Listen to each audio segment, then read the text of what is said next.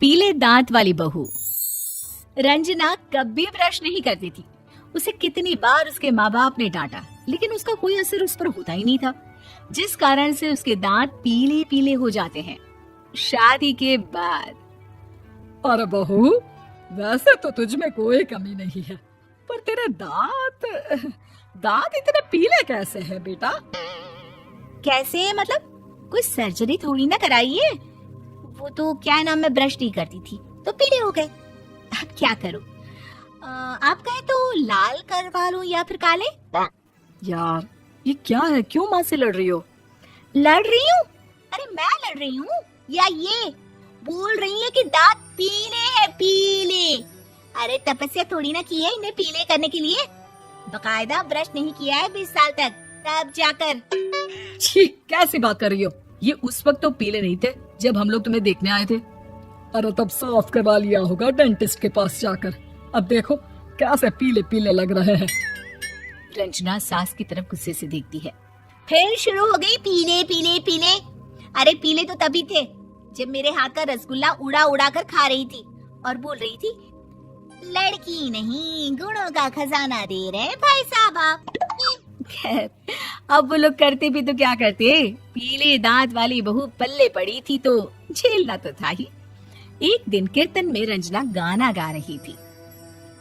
अरे कमला बहन, माँ का द्वार है, यहाँ तो सब शुद्ध होकर आते हैं, फिर अपनी बहू को ब्रश भी नहीं करवाती तुम।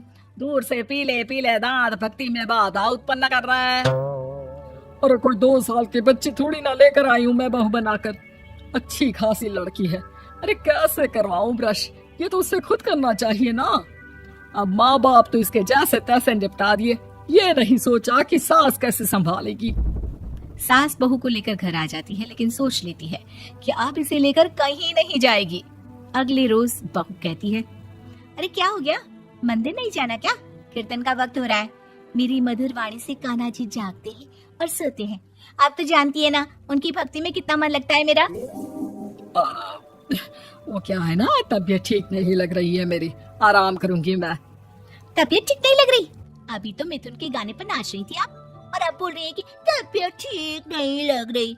अरे भक्ति में मन लगा लो सासू माँ, ऊपर जाना है, क्या मुंह दिखाओगी आप? हाँ, सास को बहू की बात पर गुस्सा आ जाता है। मैं क्या मुंह दिखाऊंगी, इसकी चिंता तो ना कर, समझी? अपने मुंह की चिंता कर, जो ये पीले पीले दांत लेकर हर जगह पहुंच जाती है। पता है लोग कितना मजाक बनाते हैं। ना जी ना, मैं नहीं जाना कहीं तेरे साथ। तो ये बात है, कोई ना, मत जाओ, मैं अपने कमरे में ही बैठकर भक्ति कर लूंगी। ऊपर वाला दांत थोड़ी ना देखता है, मन देखता है, भावना देखता है। और अरे बस बस, तू सब कुछ दिखा, बस ये सफेद चमकदार दांत ना दिखाना किसी को, है? जा यहाँ से। बहू को सास की बात का कोई फर्क नहीं पड़ता, वो तो जैसी थी वैसी ही रह जाती है। सुबह नहाकर किचन में खाना बनाना, फिर खाना खाना, कीर्तन भजन करना और सो जाना। एक दिन, माँ जी मैं सहेली के घर जा रही हूँ, शाम को लेट आऊंगी। हाँ, तो जाना, मैंने कौन सा तेरी आरती करनी है घर पर बैठकर। रंजना सहल के घर जाती है, जहाँ वो पार्टी में जाने की तैयारी कर रही होती है। अरे शिखा, कहाँ जाने की तैयारी कर रही है? मैं गलत वक्त पर आ गई क्या? अरे नहीं यार, उल्टा सही वक्त पर आ गया। मैंने ये साड़ी और ज्वेलरी निकाली है यार, शाम को इनके ऑफिस की एक पार्टी में जाना है। बताना कैसा लग रहा है ये सब?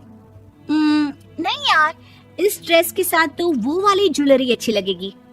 हाँ, सही बोल रही है, मैंने ध्यान ही नहीं दिया। वैसे तो हमेशा से मस्त फैशन सेंस रखती है। तो बड़ा जाती होगी ना पति के साथ पार्टी में।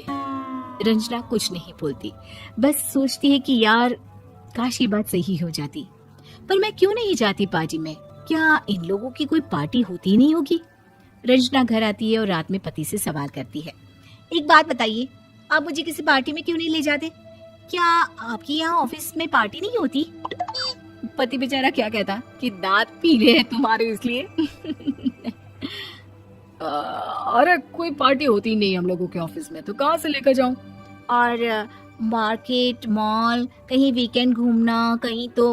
अरे यार, सारे हफ्ते में एक छुट्टी मिलती है, तो सोचता हूँ कि आराम ही कर लूं। क्यों? रंजना मन मार के रह जाती है। पहले कभी सास के साथ मंदिर जाया करती थी, लेकिन वो भी सास ने ले जाना बंद कर दिया। घर बैठी बैठी रंजना बोर हो जाती है, तभी उसे आइडिया आता है और वो मायके जाने का सोचती है। सासू माँ, 2 दिनों के लिए मम्मी के घर जा रही हूँ। अच्छा अच्छा ठीक है, आराम से जा। और हाँ, माँ से कुछ अच्छी आदत सीख कर आना कि कैसे शरीर के हर भाग की तरह दांतों की सफाई भी जरूरी होती है, समझी? शुरू हो गई ना आप। वो लोग आपकी तरह नहीं है कि छोटी छोटी बात का बतंगड़ बना दे। उन लोगों के लिए मैं मायने रखती हूँ, ना कि मेरे पीले पीले दांत। रंजना माँ को बिना बताए उन लोगों को सरप्राइज देती है, लेकिन जैसे ही वो दरवाजे पर पहुंचती है, अंदर देखती है कि घर वाले कहीं जा रहे होते हैं। अब माँ, काश रंजना दीदी के दांतों वाली प्रॉब्लम नहीं होती तो वो भी हम लोगों के साथ चलती ना बुआ जी की बेटी की शादी में। हाँ बेटा, लेकिन अब उसे कौन समझाए कि उसको उसके पीले दांत नहीं दिखते, लेकिन उसके आसपास के लोगों को कितना एम्बैरेसिंग फील कराते हैं। मुझे तो कितनी बार उसके स्कूल की टीचर ने शिकायत की कि उसके साथ कोई लड़की बैठना भी नहीं चाहती, और ना ही कॉलेज में कोई उससे बात करना चाहता था। लेकिन पता नहीं क्यों उसे ये बात समझ में ही नहीं आती। कोई कमी नहीं है उस लड़की में, बस यही के दांत पीले हैं। वो तो भला हो जीजाजी और उनकी माँ का, जो दीदी को जैसी है वैसे ही रखा हुआ है। रंजना को अपने घर वालों की बात सुनकर बहुत दुख होता है। वो सोचती है कि वो क्या करे, लेकिन फिर वो सीधा डेंटिस्ट के पास जाती है, अपने दांत चमकाती है और कसम खाती है कि वो रोज ब्रश करेगी। अरे क्या हो गया, तुम तो 2 दिनों के लिए गई थी ना। पर कोई ना, अच्छा है, चलो आ गई तो। रंजना सास के सामने आकर खड़ी हो जाती है और पूरी स्माइल करती है, उसके चमकदार दांतों को दिखाती हुई। हैं? चले मंदिर। माँ, मुझे माफ कर दीजिए, मैंने आप लोगों को बहुत एम्बैरेसिंग फील करवाया। मैं आज से रोज ब्रश करूंगी।